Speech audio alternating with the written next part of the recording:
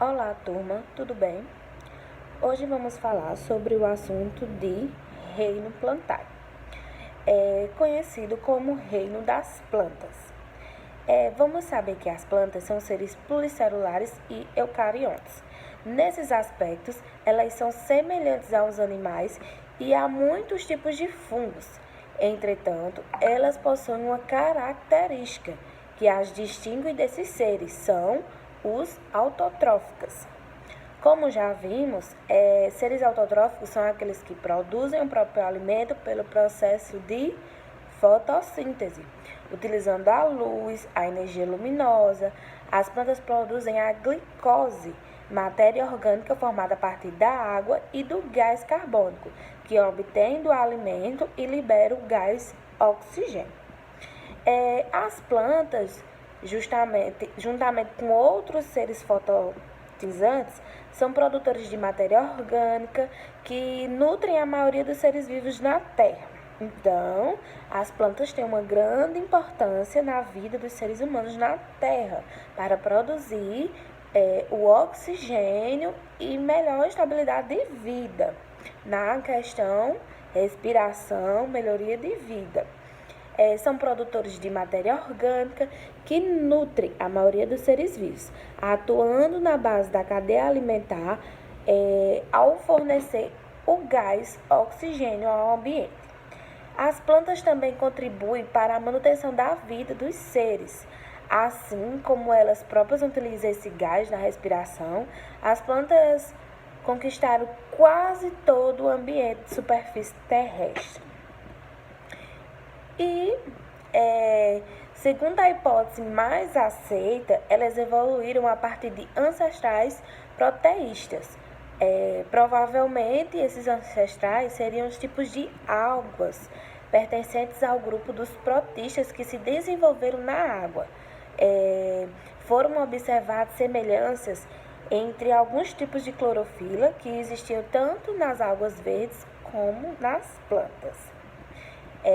Então, aquela questão da troca do O2, CO2, a questão da seiva elaborada, seiva bruta, a respiração, que é essa troca de gás oxigênio entre a terra e a questão do gás oxigênio, a questão das chuvas, a questão da climatização do ambiente, isso tudo é as plantas que fazem um equilíbrio na Terra. Há cerca de 500 milhões de anos, as plantas iniciaram a ocupação do ambiente terrestre. Esses ambientes oferecem às plantas vantagem como maior facilitação na captação da luz, já que ela não chega às grandes profundidades da água, a facilidade da troca de gases, devido à maior concentração de gás carbônico e o gás oxigênio na atmosfera.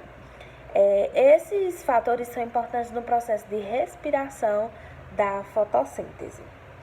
Mas uma perguntinha para vocês. E quando a presença da água é tão necessária à vida? Vamos lá, turma, responder. Ao compararmos o ambiente terrestre com o ambiente aquático, verificamos que no terrestre a quantidade de água sob a forma líquida é bem menor. E também que maior parte dela está acumulada no interior do solo.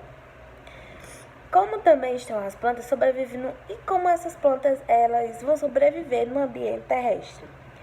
Isso é possível porque elas apresentam adaptações que lhes possibilitam desenvolver no ambiente terrestre. As plantas se adaptam a tanto as plantas aquáticas como as plantas terrestres. Ela se adapta ao ambiente em que estão. E as plantas adaptadas ao ambiente terrestre apresentam, por exemplo, estruturas que permitem a absorção da água, presentes no solo, e outras estruturas que impedem a perda excessiva de água. Veremos mais adiante como isso ocorre. Deveremos lembrar que alguns grupos de plantas continuaram sobrevivendo em ambiente aquático. Não podemos esquecer que, como eu disse, todas as plantas elas se adaptam, tanto no ambiente aquático como no ambiente terrestre. Vamos agora para a classificação das plantas. As plantas, ela cobre boa parte do ambiente terrestre do planeta.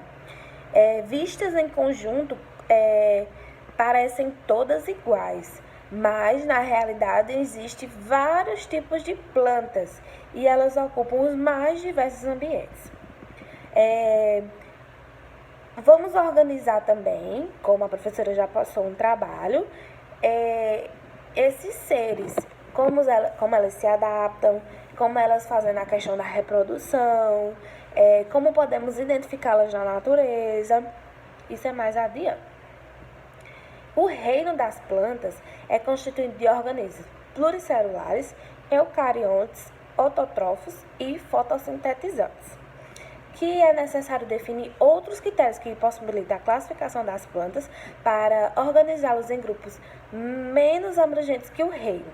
Em geral, os cientistas consideram como critérios importantes a característica das plantas ser vascular ou avascular, isto é, presença ou não de vasos condutores de água ou sais minerais, seiva bruta e matéria orgânica, a seiva elaborada, ter ou não estrutura reprodutora, sementes, frutos e flor, ou ausência deles.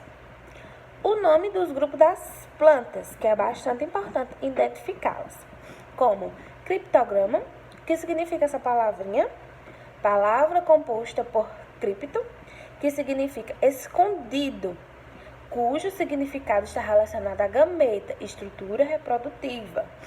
Esta palavra significa, portanto, planta que tem estrutura reprodutiva escondida, ou seja, sem semente. Outro grupo também é a fenórogama, palavra composta por fanero, que significa visível. Diferente da primeira, o gama é relativo à gameta. Esta palavra significa, portanto, planta que tem estrutura reprodutiva visível, diferente da outra que é escondido, esse já é visível. São plantas que possuem sementes. Vamos agora para gimnosperma, palavra composta por gimo, que significa descoberta da semente. Essa palavra significa, portanto, planta com semente a descoberto ou semente nua.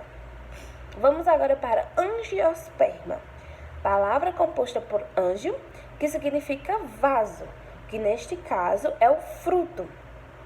A palavra significa planta com semente guardada no interior do fruto. Valeu, galerinha! Essa foi a nossa primeira aula. A nossa próxima aula será com uma pequena realização de uma atividade para avaliar como foi o nosso desenvolvimento nessa primeira aula. Obrigada e até mais!